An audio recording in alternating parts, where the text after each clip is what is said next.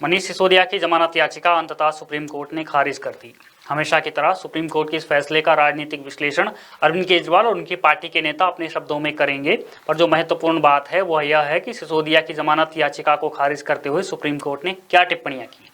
वैसे तो supreme court ने साफ कहा कि शराब घोटाले से जुड़े कई सवालों के जवाब अभी तक नहीं मिले हैं, पर यह तय है कि इनमें से 338 करोड़ का लेन देन हुआ है, जिसमें सिसोदिया की भूमिका संदिग्ध लग रही है। सुप्रीम कोर्ट ने इसके अलावा भी बहुत कुछ कहा है। सुप्रीम कोर्ट ने साफ कहा कि अरविंद केजरीवाल सरकार की शराब नीति ने एक कार्टेल का निर्माण किया और उसे बढ़ावा दिया। कार्टेल को आप यूं समझिए कि सभी लोग जब एक फायदे के लिए मिलकर गैंग बना लेते हैं। कोर्ट ने कहा कि हाई मार्केट शेयर रखने वाले चुनिंदा होलसेलर से एक बड़ी रिश्वत ली गई और बदले में उनका मुनाफा सुनिश्चित किया गया। होलसेल व्यापारियों ने 7% कमीशन शुल्क से अतिरिक्त पैसा कमाया, यानी 338 करोड़ रुपए।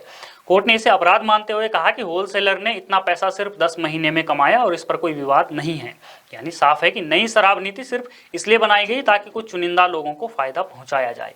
दोस्तों, ये सब टिप्पणियां भारत के सबसे बड़े कोर्ट ने की है और किस पर की हैं? उन्हीं पर जो खुद को कट्टर ईमानदार बताते नहीं थकते हैं। आगे और सुनिए। सुप्रीम कोर्ट ने कहा कि विजय नायर, जो मनीष सिसोदिया का विश्वास पात्र था, उसने बिचौलिए की भूमिका निभाई। इस विजय नायर ने एक शराब कंपनी के लोगों से बात की और उस कंपनी की शर्तों पर शराब नीति तैयार की गई। अब ध्यान से सुनिए कोर्ट की अगली टिप्पणी क्या रही। कोर्ट ने कहा कि मनीष सिसोदिया को पता था कि दिल्ली के शराब बाजार में 3 शराब निर्माताओं की 85% हिस्सेदारी है और इनमें से 2 निर्माताओं के पास 65% शराब हिस्सेदारी थी, जबकि 14 छोटे निर्माताओं के पास 20% बाजार हिस्सेदारी थी। अब नई शराब नीति में नियम बनाया गया कि एक शराब निर्माता सिर्फ एक होलसेल डिस्ट्रीब्यूटर रखेगा जिसके माध्यम से शराब बेची जाएगी, लेकिन यह होलसेल डिस्ट्रीब्यूटर कितने भी शराब निर्माताओं से जुड़ सकता है। यानी होलसेल डिस्ट्रीब्यूटर का तो फायदा ही फायदा है। सोचिए कितना बड़ा खेल खेला गया। सुप्रीम कोर्ट ने भी यही कहा कि इस नियम से ही मनीष सिसोदिया के लिए बड़े बड़े होलसेल डिस्ट्रीब्यूटरों से रिश्वत प्राप्त करना आसान हो गया। सुप्रीम कोर्ट ने स्पष्ट शब्दों में कहा कि हम पारदर्शिता के लिए बिना जोड़ घटाना किए हम आपको वह बता रहे हैं जो सीबीआई ने अपनी चार्जशीट में लिखा है, और सीबीआई ने मनीष सिसोदिया के संबंध में मनी ट्रेल के जो प्रमाण दिए हैं वे सही साबित होते हैं।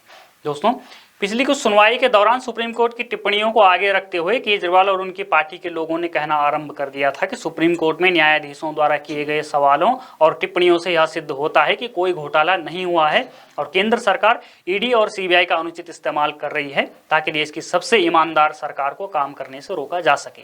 गौर करने वाली बात यह है कि जो राजनीतिक तर्क अरविंद केजरीवाल और उनकी पार्टी भाषणों में दिया करती थी, उन तर्कों को मनीष सिसोदिया ने किसी कोर्ट में नहीं रखा। उन्होंने हाई कोर्ट या सुप्रीम कोर्ट में ये नहीं कहा कि हमने अच्छे स्कूल बनाए हैं इसलिए ये आरोप झूठे हैं, या ये आरोप भी नहीं लगाया कि हम विपक्ष में हैं इसलिए जांच एजेंसियां हमारे पीछे पड़ी हैं। अरविंद केजरीवाल को अब तो समझ आ जाना चाहिए कि राजनीतिक भाषणबाजी कोर्ट में कानूनी तर्कों का रूप नहीं ले सकती हैं। बने रहिए हमारे साथ, देखते रहिए द पैम्फलेट।